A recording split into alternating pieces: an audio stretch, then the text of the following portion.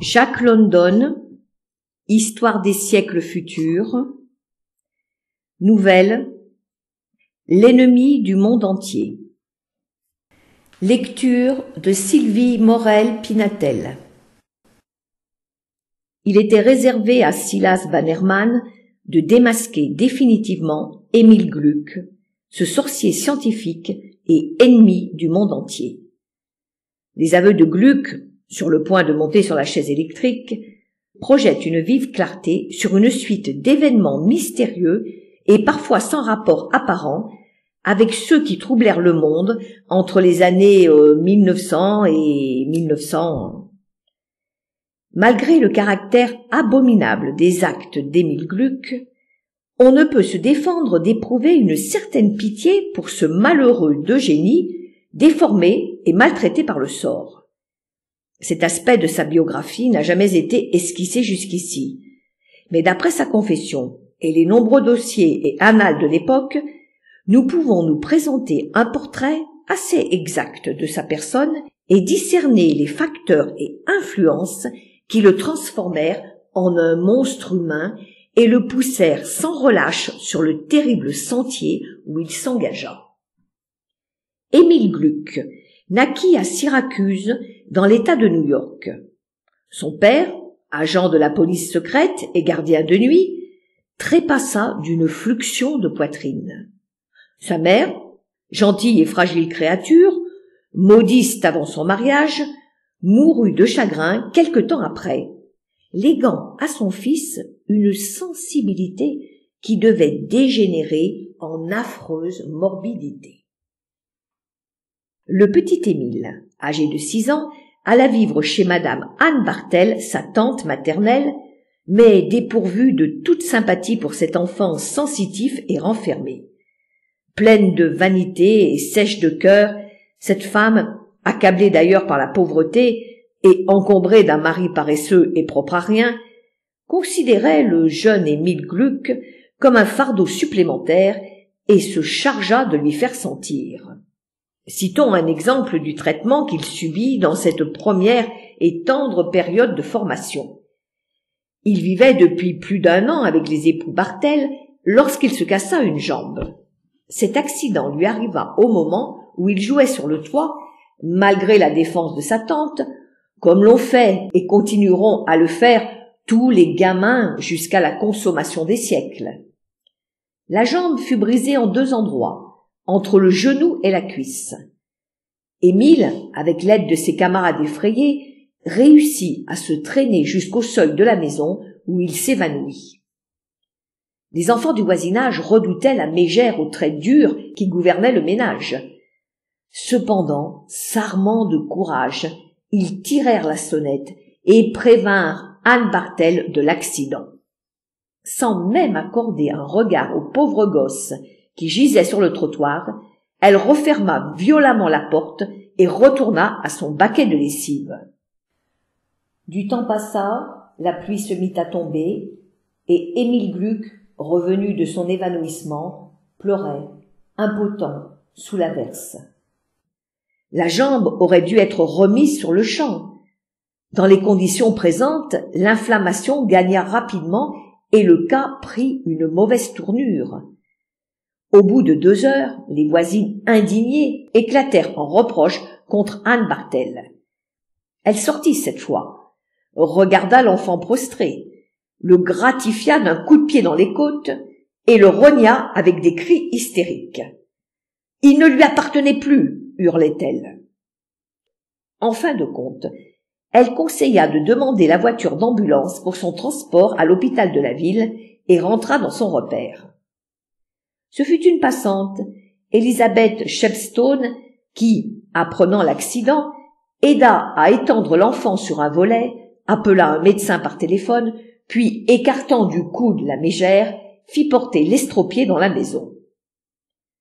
À l'arrivée du médecin, Anne Bartel s'empressa de l'avertir qu'elle ne le payerait pas de ses soins. Pendant 1 mois, le petit Émile resta immobilisé sur le dos sans être retourné une seule fois. Puis il garda le lit durant 30 jours encore, abandonné et solitaire, à part les quelques visites gratuites du praticien surmené. Aucun jouet ne l'aidait à passer les heures monotones, aucune bonne parole ne l'encourageait, aucune main calmante ne se posait sur son front. Il ne connaissait que les âpres reproches d'Anne Bartel, lui répétant continuellement que sa présence était inutile sur cette terre. Dans une pareille ambiance, on comprendra chez un enfant solitaire et abandonné la genèse de l'amertume et de l'hostilité contre ses semblables, qui devait plus tard s'exprimer en actes de nature à terrifier le monde. On s'étonnera peut-être qu'entre les mains d'Anne Bartel, Émile Gluck ait reçu une instruction supérieure. L'explication est très simple. Son vaurien de mari la planta là, tomba sur un riche filon dans les terrains aurifères du Nevada et revint plusieurs fois millionnaire. Anne Bartel envoya immédiatement l'enfant détesté à l'académie de Fariston, distante d'une centaine de kilomètres. Timide et sensible, l'enfant incompris s'y trouva plus isolé que jamais. Il ne retournait pas chez lui comme le faisaient les autres pendant les vacances et jours de congé. Il errait dans les cours et bâtiments déserts, où les jardiniers lui faisaient des avances sans parvenir à comprendre son mutisme. On se rappela qu'il lisait beaucoup, passant ses journées dans les champs ou au coin de la cheminée, le nez plongé dans un livre quelconque. Ce fut ainsi qu'il se fatigua la vue et dut porter ses lunettes si proéminentes dans les photographies que publièrent plus tard les journaux. C'était un élève remarquable. Une pareille application aurait dû le mener loin, mais il n'avait pas besoin de s'appliquer. Un coup d'œil jeté sur un texte lui suffisait pour s'en rendre maître. Grâce à ces lectures supplémentaires, il en savait plus long en 6 mois qu'un étudiant ordinaire n'en apprend en 6 ans. Âgé de 14 ans à peine, il était prêt, plus que prêt, selon les termes du recteur d'académie, à entrer aux universités de Yale ou de Harvard. Sa jeunesse l'empêchait de s'y faire inscrire. Aussi le trouvons-nous, bientôt, nouveau venu au collège d'histoire de Bovdin. Il y passa brillamment ses examens, puis suivit, à Berkeley, en Californie, le professeur Bradley, unique ami qu'Émile Gluck ait connu dans sa vie. La faiblesse de ses poumons obligea ce professeur à émigrer du Maine en Californie, et la mutation fut facilitée par l'offre d'une chaire à l'université de ce dernier État. Pendant une année, Émile Gluck résida à Berkeley et suivit des cours spéciaux de sciences. Vers la fin de cette année, 2 décès modifièrent son avenir et sa situation dans la vie. La mort du professeur Bradley lui enleva son seul ami, et celle d'Anne Bartel le laissa sans argent. Haineuse jusqu'au bout, elle lui léguait seulement $100. Émile Gluck, âgé de 20 ans, obtint l'emploi de répétiteur de chimie à l'Université de Californie. Il y coula des années tranquilles, s'acquittant loyalement de la besogne qui lui permettait de vivre et, continuant ses études, passa une demi-douzaine d'examens. Entre autres, il conquit les diplômes de docteur en philosophie, en sociologie et en sciences. Et plus tard, le monde dut le connaître uniquement sous le nom du professeur Gluck. Il avait 27 ans lorsqu'il se fit remarquer dans la presse par la publication d'un ouvrage intitulé « Sexe et progrès ». Ce livre, aujourd'hui encore, est considéré comme une borne indicatrice dans l'histoire et la philosophie du mariage. C'est un volume de plus de 700 pages, une œuvre laborieuse, minutieuse et profondément originale, destinée aux savants et nullement appelée à faire sensation. Mais dans le dernier chapitre, Gluck, en 3 lignes à peine, laissait entendre les avantages hypothétiques que présenterait l'institution des mariages d'essai. Aussitôt les journaux sautèrent sur ces 3 lignes, hissèrent le pavillon jaune et firent rire le monde entier aux dépens de ce professeur à lunettes âgé de 27 ans. Des photographes le happèrent au passage, des reporters l'assiégèrent, les clubs féminins votèrent des résolutions le condamnant avec ses innombrables théories. À la session de l'Assemblée de Californie, où l'on discutait l'appropriation de l'université par l'État, une motion fut adoptée demandant l'expulsion de Gluck sous menace de refus d'appropriation. Bien entendu, aucun de ses persécuteurs n'avait lu le livre. La citation de ces 3 lignes, déformées par les journaux, suffisait. De là naquit la haine d'Émile Gluck contre les journalistes, grâce auquel son œuvre de 6 années, sérieuse et de réelle valeur, devenait un objet de risée et de malsaine notoriété. Jusqu'au jour de sa mort, et à leur éternel regret, jamais il ne leur pardonna. Ce fut encore aux journalistes qu'incomba la responsabilité de son imminent désastre. Pendant 5 années après la publication de son livre, il ne souffla mot. Et le silence ne vaut rien pour un solitaire. On peut compatir à la terrible situation d'Émile Gluck dans cette populeuse université où il ne rencontrait ni amitié ni sympathie. Les livres représentaient son seul refuge et il continua de lire et d'apprendre énormément. Quelques années plus tard, il accepta une invitation à paraître devant la Société des intérêts de l'homme d'Emeryville. Il ne se risqua pas à parler, mais en écrivant ces lignes, nous avons sous les yeux un exemplaire de son docte mémoire qui mérite les qualifications de sobre, savant et scientifique, je dirais même de conservateur. Mais dans certains passages, il était question, je cite textuellement, de la révolution industrielle et sociale qui se produit dans la société. Un reporter présent sauta sur le mot « révolution », l'isola du texte et pondit un article perfide représentant Émile Gluck comme anarchiste. Tout de suite, la rubrique « Le professeur Gluck anarchiste » vola sur les fils télégraphiques et fut reproduite par tous les journaux du pays. Il avait essayé de répondre à la première attaque, mais cette fois, il garda le silence. L'amertume lui avait déjà corrodé l'âme. La faculté l'engagea à se défendre. Déclinant l'invite, il ne voulut même pas communiquer copie de son mémoire pour éviter son expulsion. Il refusa également de donner sa démission et fut chassé de l'université. Nous devons ajouter qu'une pression politique avait été exercée sur les régents et le président de l'université. Persécuté, bafoué, incompris, le malheureux n'essaya pas de se venger. Toute sa vie, on avait péché contre lui, et de sa vie, il n'avait péché contre personne.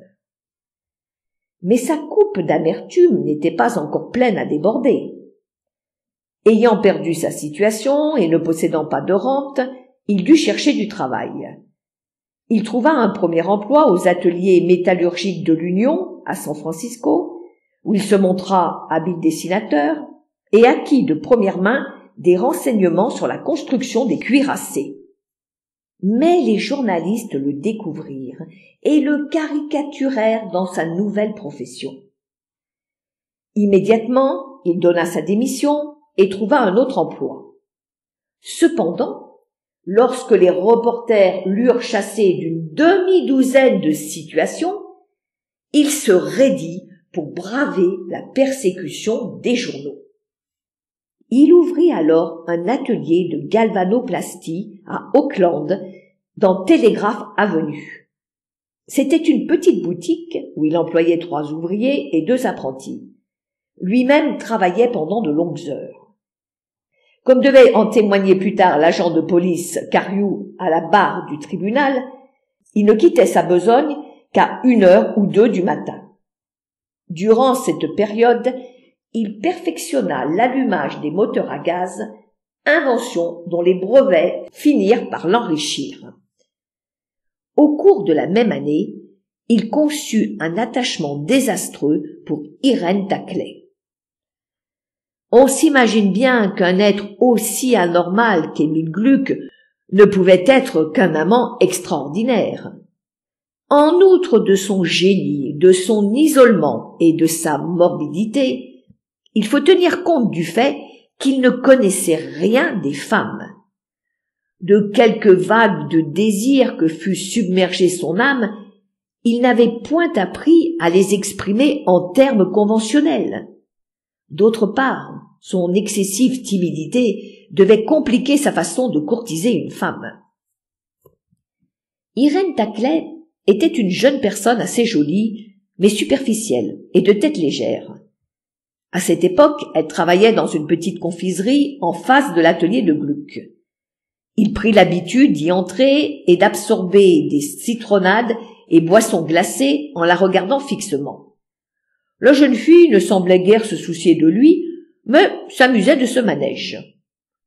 Elle le qualifiait de type bizarre, parfois même de toqué, en racontant sa façon de rester planté devant le comptoir, de la dévisager à travers ses lunettes, de bafouiller quand elle le regardait, souvent même de se précipiter hors de la boutique, au paroxysme de la confusion.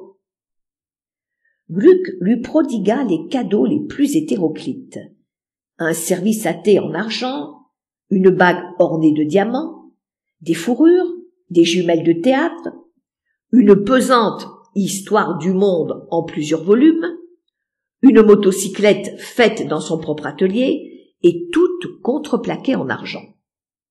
Sur quoi le galant de la jeune fille entre en scène, se met en travers de ce petit jeu, manifeste une grande colère et l'oblige à rendre à Gluck ses étranges présents. William Sherbourne, être grossier et borné, était un ouvrier à forte mâchoire, devenu petit entrepreneur de maçonnerie. Gluck ne comprenait pas la situation. Désirant demander des explications à la belle, il essaya de lui parler un soir qu'elle revenait de son travail. Elle s'en plaignit à Sherbourne. Le lendemain soir, celui-ci flanqua une rossée à Gluck et de main de maître, car les annales de l'hôpital de la Croix-Rouge mentionnent que Gluck y fut admis ce soir-là et ne le quitta qu'au bout d'une semaine. Gluck ne saisissait pas encore. Il s'entêtait à solliciter des éclaircissements de la jeune fille. Par crainte des brutalités de Sherbourne, il demanda au chef de la police l'autorisation de porter un revolver.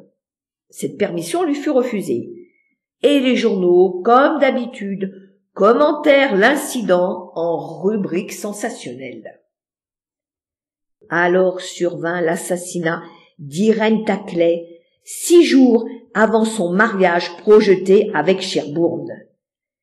Un samedi soir, après avoir veillé assez tard à la confiserie, elle regagna son domicile à 11h passées. Elle prit le tramway de l'avenue San Pablo jusqu'à la 34e rue et se mit en route vers son logement situé à 3 îlots de maisons plus loin. On ne devait pas la revoir vivante.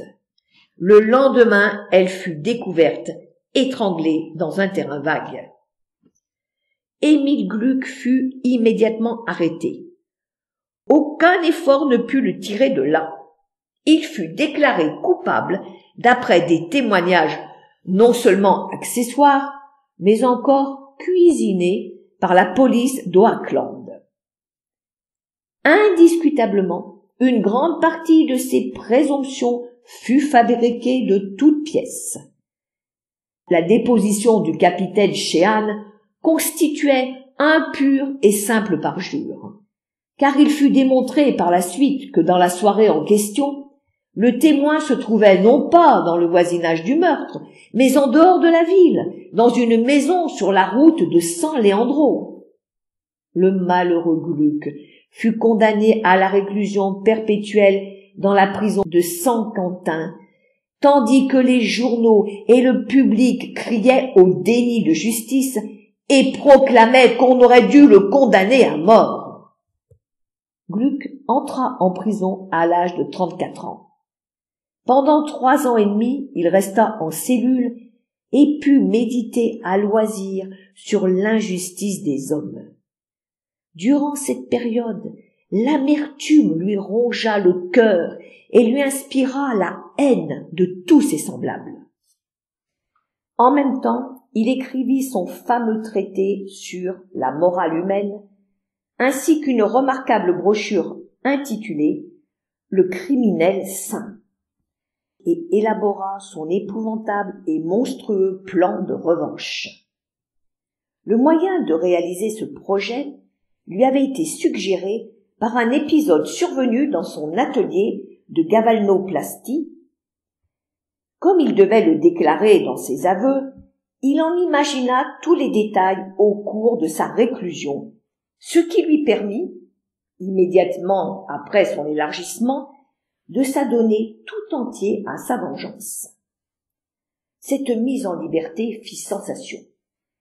Mais elle fut illégalement retardée par l'esprit administratif encore en vogue. Une nuit de février, un bandit nommé Tim Ashwell fut abattu d'un coup de feu pendant qu'il essayait de dévaliser un citoyen de Piedmont Heights. Il traîna 3 jours avant de mourir, et s'avoua coupable du meurtre d'Irene Tackley, avec preuve à l'appui. Un certain Bert Daniker, qui dépérissait de la poitrine dans la prison de Folsom, se trouva impliqué comme complice et fit des aveux complets à son tour. Les procédures absurdes et dilatoires de la justice américaine au cours de la génération précédente nous semblent aujourd'hui inconcevables. Émile Gluck, dont l'innocence était reconnue publiquement en février, ne fut libéré qu'en octobre. Pendant 8 mois, la victime d'une aussi grave erreur judiciaire fut contrainte de continuer à subir un châtiment immérité. Un pareil traitement n'était pas fait pour adoucir cette âme ulcérée. Gluck rentra dans le monde à l'automne de la même année et, comme toujours, cette libération fournit de la copie sensationnelle à la presse yankee. Au lieu d'exprimer des regrets sincères, les journaux reprirent leur persécution. Le San Francisco Intelligencer alla même plus loin. John Hartwell, son directeur, élabora une ingénieuse campagne tendant à faire litière des aveux des 2 criminels et de prouver que Gluck, après tout, était responsable de l'assassinat d'Irene Tackley. Sur ces entrefaites, coup sur coup, Hartwell mourut. Sherburne également, et l'agent de police Phillips, ayant reçu une balle dans la jambe, fut mis à la retraite. Le meurtre de Hartwell demeura longtemps enveloppé de mystère. Il était seul dans son cabinet directorial. La détonation fut entendue par le jeune garçon de bureau, qui accourut et trouva Hartwell expirant dans son fauteuil. Ce qui intrigua le plus la police fut que non seulement il avait été tué par son propre revolver, mais que cette arme avait été déchargée dans le tiroir de son secrétaire. Les balles avaient traversé le devant du tiroir avant de lui pénétrer dans le corps. La police repoussa l'idée de suicide. Celle d'un crime s'avérait absurde. Elle se rabattit sur celle d'une explosion spontanée, et la responsabilité retomba sur les balles sans fumée de la compagnie Eureka, dont les chimistes furent assez malmenés à l'enquête. Mais la police ignorait que de l'autre côté de la rue, dans le gratte-ciel Mercer, la chambre 633 avait été louée par Émile Gluck, qui s'y trouvait encore au moment de l'explosion mystérieuse. À cette époque, on ne soupçonna aucune relation entre la mort de Hartwell et celle de William Sherburne.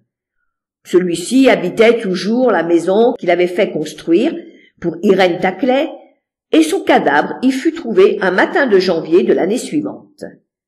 L'enquête du coroner aboutit à un verdict de suicide, car il avait été tué par son propre revolver. Un curieux événement s'était produit au cours de cette même nuit. L'agent Phillips avait reçu un coup de feu sur le trottoir devant la maison de Sherbourne. Il prétendait que quelqu'un lui avait tiré dans la jambe par derrière. Le membre en question était si bien fracassé par 3 balles de calibre 38 que l'amputation fut jugée nécessaire. Mais quand la police découvrit que ces blessures provenaient du propre revolver de l'agent, un gros rire s'éleva et l'homme fut accusé de s'être mis en ribote. En dépit de ses protestations de tempérance et de ses affirmations que le revolver se trouvait dans sa poche sur la hanche et qu'il n'y avait point touché, il fut révoqué par la police. Les aveux d'Émile Gluck 6 années après devaient laver l'honneur du malheureux agent qui, aujourd'hui encore, vit en parfaite santé et reçoit une pension raisonnable de la municipalité. Émile Gluck, après s'être débarrassé de ses ennemis immédiats, élargit son champ d'action, bien que son inimitié contre les journalistes et la police demeura toujours active.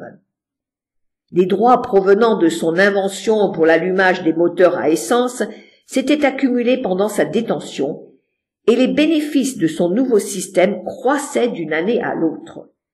Il possédait l'indépendance matérielle, pouvait voyager à loisir dans le monde entier et assouvir sa monstrueuse soif de vengeance. Il était devenu monomane et anarchiste, d'un anarchisme non pas philosophique, mais bel et bien militant. Peut-être le décrirait-on plus exactement comme nihiliste.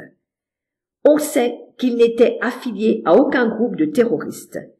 Il opérait absolument seul, mais inspirait 100 fois plus de terreur et accumulait 1000 fois plus de ruines que tous les groupes terroristes ensemble. Il signala son départ de Californie en faisant sauter le fort Mason. Dans ses aveux, il en parla comme d'une petite expérience accomplie simplement pour se faire la main. Pendant 8 années, il parcourut la terre, objet d'une mystérieuse terreur, détruisant des vies innombrables et des propriétés par centaines de millions de dollars. Un des moins mauvais résultats de ces horribles forfaits fut le ravage qu'il exerça parmi les terroristes eux-mêmes. Après chacun de ces exploits, la police ramassait dans un coup de filet tous les terroristes du voisinage et beaucoup d'entre eux furent exécutés. Peut-être le plus étonnant de ces hauts faits fut-il l'assassinat du roi et du premier ministre du Portugal le jour même de son mariage. Toutes les précautions possibles étaient prises contre les terroristes, et un double cordon de troupes jalonnait la route que devait suivre le cortège, tandis qu'un escadron de 200 cavaliers entourait le carrosse. À l'improviste, les fusils et les carabines automatiques des soldats commencèrent à partir toutes seules. Et dans la surprise qui s'ensuivit, les canons de ces armes pointèrent dans toutes les directions. Le massacre fut terrible. Chevaux, soldats, spectateurs, rois et reines furent criblés de balles. Pour comble, en divers endroits de la foule massée derrière les cordons de troupes, 2 terroristes étaient munis de bombes qu'ils projetaient de lancer s'ils en trouvaient l'occasion et qui explosèrent sur leur propre personne. Qui pouvait prévoir chose pareille?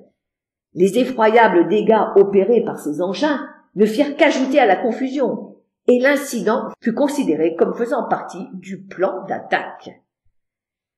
Il semblait impossible que tous ces soldats, dont les armes partaient, fussent affiliés au complot, et pourtant leurs balles avaient tué des centaines de personnes, y compris le couple royal.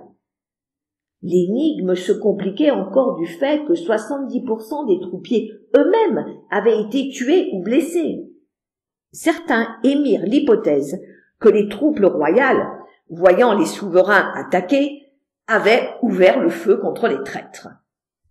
Mais on ne put arracher aux survivants, même par la torture, la moindre confirmation de ce principe. Ils s'obstinèrent à répéter qu'ils n'avaient pas tiré du tout et que leurs armes s'étaient déchargées toutes seules. Leurs affirmations provoquèrent le rire des chimistes. À la rigueur, on pouvait supposer, disait-il, qu'une seule balle chargée de la nouvelle poudre sans fumée s'enflamma d'elle-même. Mais il était hors de toute possibilité ou probabilité que se produisit, dans une ère déterminée, une déflagration spontanée et simultanée de toutes les balles de ce modèle. En fin de compte, on ne trouva aucune explication raisonnable de cet événement extraordinaire. L'opinion générale du reste du monde fut que l'affaire se résumait à une panique aveugle de tous ces latins enfiévrés, déterminés, il est vrai, par l'explosion de 2 bombes terroristes. Et à ce propos, on évoqua la comique rencontre survenue de longues années auparavant entre la flotte russe et une flottille de pêche anglaise. Émile Gluck ricana et poursuivit son plan. Il savait des choses ignorées du monde. Il avait découvert un secret dans son vieil atelier de galvanoplastie de Télégraphe Avenue à Auckland. À cette époque, un poste de télégraphie sans fil fut installé à peu de distance de sa boutique par la Thurston Power Company et sa cuve à électrodes ne tarda pas à se détériorer. Il y trouva plusieurs contacts défectueux et à l'examen de minuscules soudures aux jointures des fils qui, affaiblissant la résistance, laissaient passer un courant trop fort à travers la solution, le faisant bouillonner et gâchant le travail. Mais ce qui préoccupait l'esprit de Gluck, c'était la cause de ces bavures. Il fit un raisonnement tout simple. Avant l'établissement du poste de sans fil, la cuve fonctionnait parfaitement. Depuis, elle était hors d'usage. Il y avait une relation de cause à effet, mais laquelle? Le problème fut vivement résolu. Si une décharge électrique pouvait actionner un connecteur à travers les 3 milliers de milles de l'océan, les décharges électriques d'un poste de sans fil devaient être capables de produire des effets cohésifs dans les joints en mauvais état d'une cuve galvanoplastique. Sur le moment, Gluck ne s'en inquiéta pas outre mesure. Il se contenta de remplacer ses fils et continua son argenture. Mais plus tard, en prison, il se souvint de l'incident et en saisit toute l'importance, comme dans un éclair. Il venait de trouver l'arme silencieuse et secrète qui lui permettrait de se venger du monde entier. Sa découverte, qui mourut avec lui, le rendait maître de la direction et de la portée de la décharge électrique. À l'époque, ce problème n'était pas encore résolu, il ne l'est pas encore tout à fait de nos jours. Mais Émile Gluck en trouva la solution dans sa cellule et l'appliqua après son élargissement. Il lui devenait relativement facile d'introduire une étincelle dans la poudrerie d'un fort, dans la soute d'un cuirassé ou dans les balles d'un revolver. Et à distance, il pouvait non seulement enflammer la poudre, mais allumer des brasiers. C'est lui qui provoqua le grand incendie de Boston, tout à fait par accident, comme il le déclara dans ses aveux, ajoutant d'ailleurs qu'il s'était réjoui de cette catastrophe et n'avait jamais eu lieu de la regretter.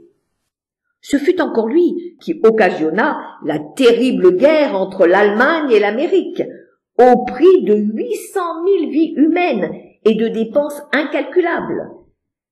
On se souvient qu'après l'incident Picard, les relations entre les 2 pays étaient extrêmement tendues. Cependant, l'Allemagne, bien que vexée, ne désirait pas la guerre. En témoignage de ses intentions pacifiques, elle envoya 7 cuirassés en visite aux États-Unis. Dans la nuit du 15 février, cette flotte était à l'ancre dans le Hudson en face de New York. Cette même nuit, Émile Gluck se trouvait, seul avec son appareil, dans un canot à vapeur. On sut plus tard qu'il avait acheté le canot à la compagnie Rose-Turner et la plupart de ses appareils électriques à la compagnie Columbia. Mais on l'ignorait alors. Fait certain, les 7 cuirassés sautèrent l'un après l'autre à intervalles réguliers de 4 minutes et 90% des équipages et officiers périrent.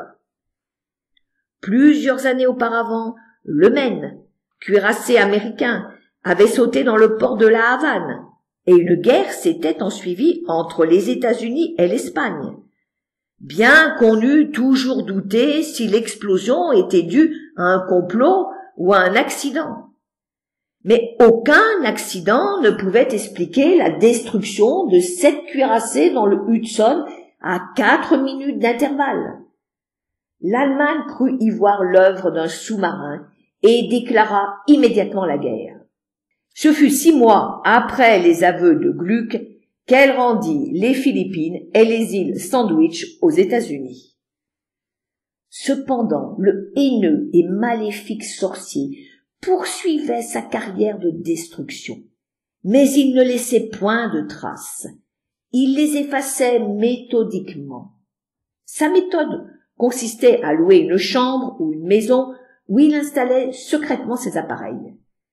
Il les avait perfectionnés et simplifiés à tel point qu'ils ne tenaient pas beaucoup de place. Son forfait accompli, il s'empressait de déménager.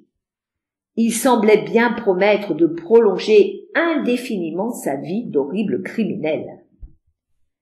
La fusillade épidémique des agents de police de New York fut une remarquable affaire parmi les mystères épouvantables de cette époque.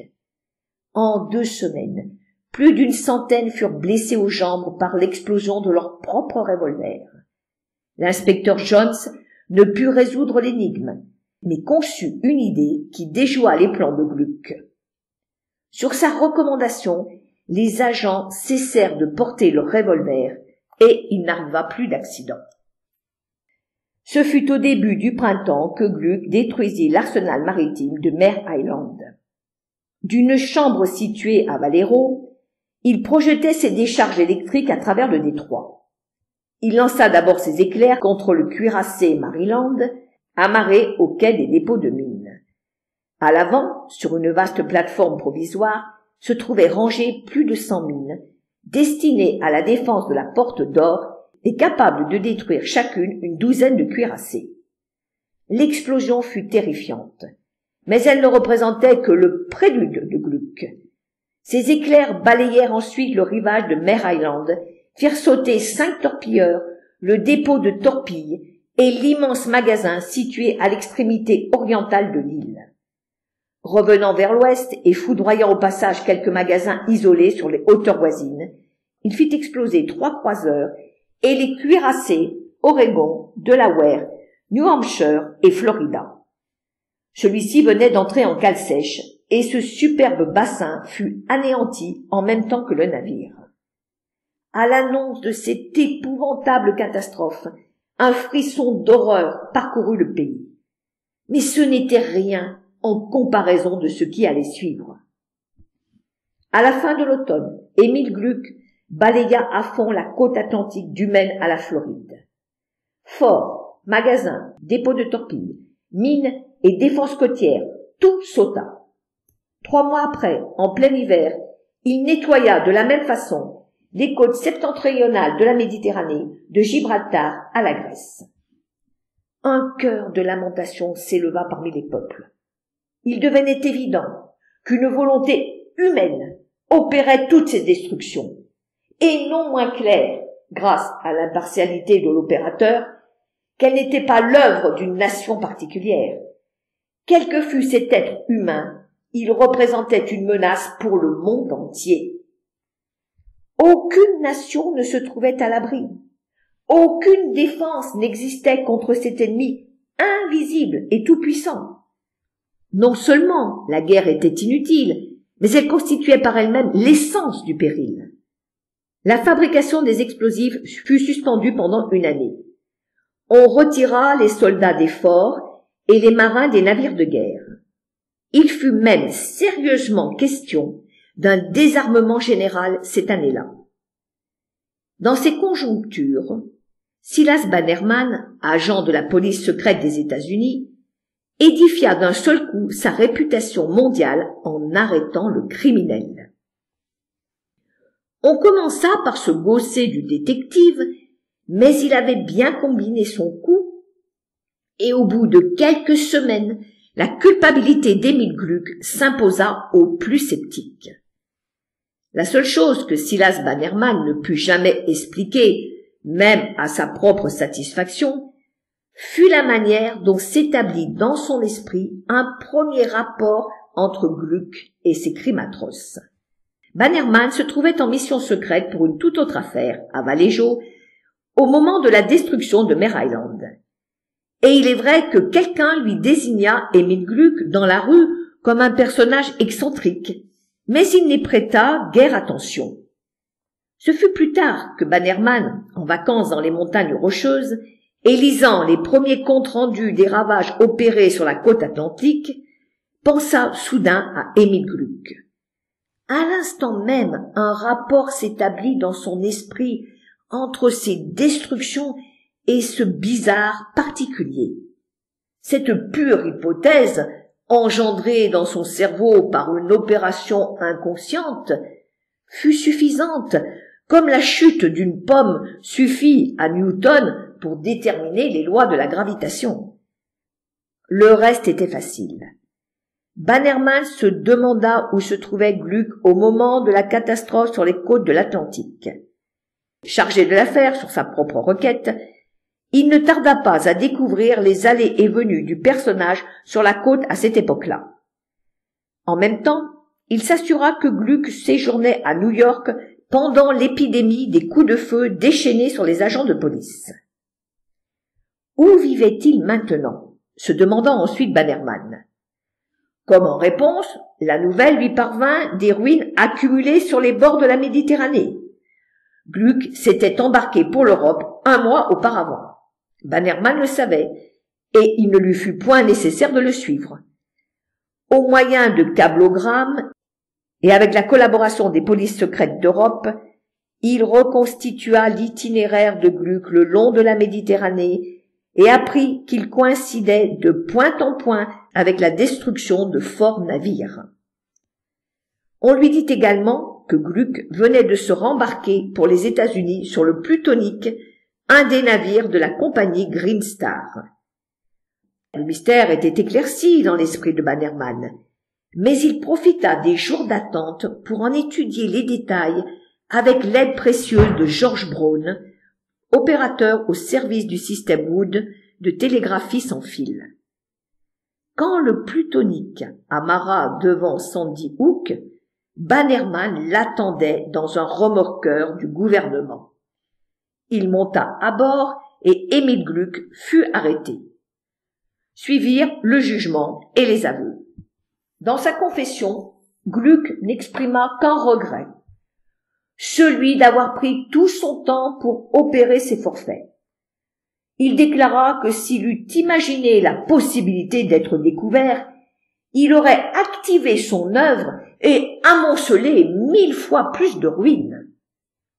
Son secret mourut avec lui, bien qu'on sache que le gouvernement français réussit à le pressentir et lui offrit 20 milliards s'il voulait lui vendre le secret de l'invention qui lui permettait de diriger sur une aire restreinte ses décharges électriques. « Quoi ?» fut la réponse narquoise de Gluck. « Vous vendre un moyen nouveau d'asservir et de maltraiter l'humanité souffrante ?» Emile Gluck fut exécuté à l'âge de 46 ans.